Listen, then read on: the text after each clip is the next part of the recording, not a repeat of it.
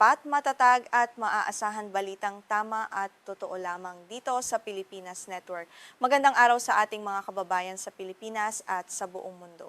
Huwag kalimutang pusuan ang video, sumubaybay at pindutin ang patingaw upang lagi kayong updated sa balita. Simulan na natin. Isang matinding babala ang ipinalabas ng Islamic Revolutionary Guard Corps o IRGC ng Iran patungkol sa pagdaan sa Strait of Hormuz. Ayon sa militar ng Iran, mahigpit na ipinagbabawal ang anumang pagtawid sa mahalagang rutang ito nang walang kaukulang pahintulot mula sa kanilang pamahalaan.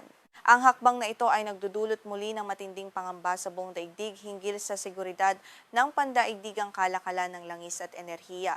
Sa kanilang opisyal na pahayag, binigyang diin ng IRGC na ang mga barkong hindi tatalima sa kanilang mga patakaran ay haharap sa kaukulang aksyon mula sa kanilang puwersa. Tahasang binatikos ng Iran ang paggamit ng mga bagong alternatibong ruta sa loob ng naturang anyong tubig. Ang babalang ito ay nagpapakita ng pagnanais ng Tehran na panatilihin ang kanilang mahigpit na kontrol sa isa sa pinakakritikal na daanan sa buong mundo. Ang babalang ito ay inilabas matapos ang isang insidente kung saan isang tanker ng langis na nakarehistro sa Liberia ang matagumpay na nakatawid sa Kipot gamit ang ibang ruta. Ang barkong Stoic Warrior ay napaulat na sadyang umiwas sa nakasanayang daanan na malapit sa baybayin ng Iran, isang desisyon na tiningnan ng mga eksperto bilang isang direktang hamon sa otoridad at kontrol ng bansa sa estratehikong rehiyon na ito. Ayon sa ulat ng Associated Press, ang Stoic Warrior ay naglayag ng maaga noong Huwebes patungo sa Strait of Hormuz.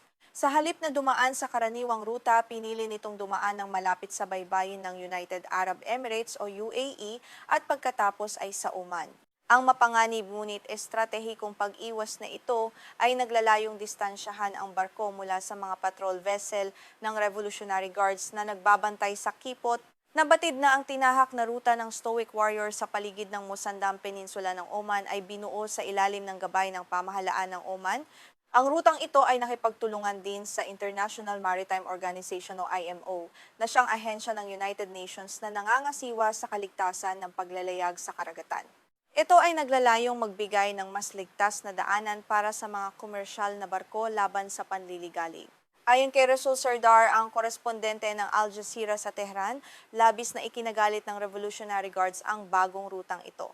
Ipinaliwanag niya na kaya ganoon na lamang ang reaksyon ng Iran ay dahil ang bagong ruta ay nagpapahina sa kanilang kakayahang kontrolin at subaybayan ang mga barkong nagdaraan sa Kipot.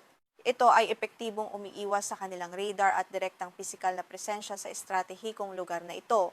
Ang Strait of Hormuz ay itinuturing na isa sa pinakamahalagang choke point sa buong daigdig pagdating sa enerhiya. Tinatayang halos 20% ng kabuuang supply ng krudo at liquefied natural gas o LNG sa buong mundo ang dumadaan sa makitid na kipot na ito araw-araw. Ang anumang aberya o banta sa rutang ito ay may napakalaking epekto sa presyo ng langis at sa takbo ng kabuuang pandaigdigang ekonomiya ngayon. Sa pinakamakitid na bahagi nito, ang Strait of Hormuz ay may lapad lamang na humigit kumulang 30 kilometro o 18 milya. Dahil sa geographical na katangiang ito, napakadaling harangan o kontrolin ng militar ng Iran ang trapiko ng mga barko. Ang napakasikip na espasyong ito ang pangunahing dahilan kung bakit napakadelikado ng anumang tensyong militar sa pagitan ng mga magkakaaway na bansa sa rehiyon na ito. Sa kasalukuyan, iginigiit ng Iran na ang tanging autorisadong daanan para sa mga dayuhang barko ay ang koridor na matatagpuan malapit sa kanilang sariling baybayin. Ayon sa IRGC, ang pagpasok sa Kipot ng hindi dumadaan sa kanilang itinakdang ruta ay maituturing na iligal, hindi katanggap-tanggap at lubhang mapanganib. Ang posisyong ito ay patuloy na tinututulan ng maraming bansa na nagnanais ng malayang paglalayag. Mula pa sa simula ng tensyon, ginagamit na ng Tehran ang kanilang kontrol sa Strait of Hormuz bilang isang malakas na sandata laban sa kanilang mga kaaway. Sa pamamagitan ng pagbabanta sa malayang pagdaan ng mga barko, nagagawa ng Iran na maglunsad ng diplomatiko at pang-ekonomiyang panggigipit sa Estados Unidos at sa mga kaalyado nito na labis na umaasa sa matatag na daloy ng supply ng langis sa buong mundo.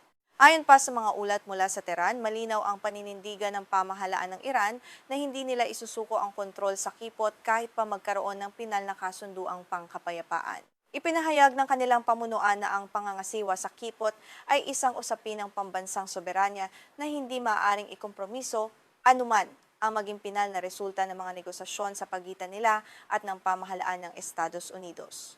Bilang bahagi ng kanilang plano, nagbabalak ang Iran na magpataw ng tinatawag nilang maritime service fees sa halip na simpleng toll o buwis sa pagdaan. Kasalukuyan ng pinag-aaralan ng Iran at ng karatig bansa nitong Oman ang mga kaukulang bayarin para sa mga serbisyong may kinalaman sa pangangasiwa at kaligtasan sa kipot, isang hakbang na tinututulan naman ng mariin ng maraming kanluraning bansa sa kasalukuyan. Sa kabilang banda, mariing tinututulan ng Estados Unidos ang planong ito ng Iran. Ipinaglalaban ng Washington na ang Strait of Hormuz ay isang internasyonal na daan ng tubig o international waterway. Ayon sa batas pandagat ng United Nations, ang mga barkong komersyal ay may karapatan sa malayang paglayag ng walang anumang ipinapataw na bayarin, buwis o anumang uri ng singilin mula sa mga bansa sa paligid nito. Ang kasalukuyang sigalot ay nag-ugat sa mahigit 100 araw na digmaan sa pagitan ng Estados Unidos at Iran na nagdulot ng malaking pinsala sa ekonomiya. Sa panahon ng labanan, epektibong hinarang ng Iran ang kipot na nagbunga ng krisis sa enerhiya sa iba't ibang dako ng mundo. Ang muling pag-iinit ng isyong ito ay nagpapakita kung gaano karupok ang kapayapaan at seguridad sa buong rehiyon sa kasalukuyang panahon. Upang mapahinto ang labanan, lumagda ang Tehran at Washington sa isang Memorandum of Understanding o MOU noong nakaraang linggo. Ang kasunduang ito ay naglalayong palawigin ang kasalukuyang tigil putukan at magbigay ng pagkakataon para sa diplomatikong pag-uusap. Gayunpaman, ang isyu ng malayang paglalayag sa kipot ay nananatiling isa sa pinakamahirap at pinakakontrobersyal na lutasin sa mga nagpapatuloy na negosasyon. Sa ilalim ng nilagdaang kasunduan, pinahihintulutan ng mga komersyal na barko na dumaan sa Strait of Hormuz ng libre at walang bayad sa loob ng susunod na 60 araw.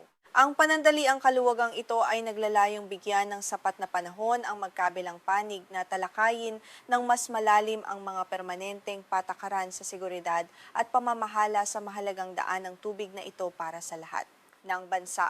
Sa kabila ng 60 araw na palugit, nananatiling malabo kung ano ang magiging sitwasyon pagkatapos ng panahong ito habang nagpapatuloy ang mga negosasyon para sa permanenteng pagtatapos ng digmaan.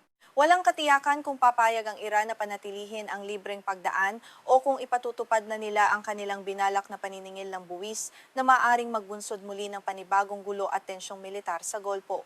Sa kanyang pagbisita sa mga karatig bansa sa Golpo ngayong linggo, nagpahayag ng matigas na paninindigan si U.S. Secretary of State Marco Rubio. Sinabi niya na hindi kailanman tatanggapin ng Estados Unidos ang anumang uri ng toll o bayarin para sa pagdaan sa Strait of Hormuz. Babala niya handang ipagtanggol ng Amerika ang karapatan sa malayang paglalayag gamit ang lahat ng kanilang puwersa at kakayahang militar. Ang babalang ito mula kay Rubio ay nagpapakita ng lumalalim na lamat sa pagitan ng dalawang bansa kahit pa may umiiral na tigil putukan. Ang mga bansa sa rehiyon kabilang ang mga kaalyado ng US sa Golpo ay maingat na nagmamasid dahil ang anumang pagkakamali sa kalkulasyon ay maaaring magdulot ng malawakang digmaan na makakaapekto sa pandaigdigang supply ng enerhiya at sa pangkalahatang ekonomiya ng daigdig. Sa pagtatapos, ang sitwasyon sa Strait of Hormuz ay nananatiling isang mitya ng malaking krisis sa buong mundo. Habang patuloy na nagmamatigas ang Iran sa kanilang autoridad at naninindigan naman ang Estados Unidos sa malayang paglalayag, ang mga susunod na araw ang magpapasya kung kapayapaan o panibagong digmaan ang haharapin ng komunidad.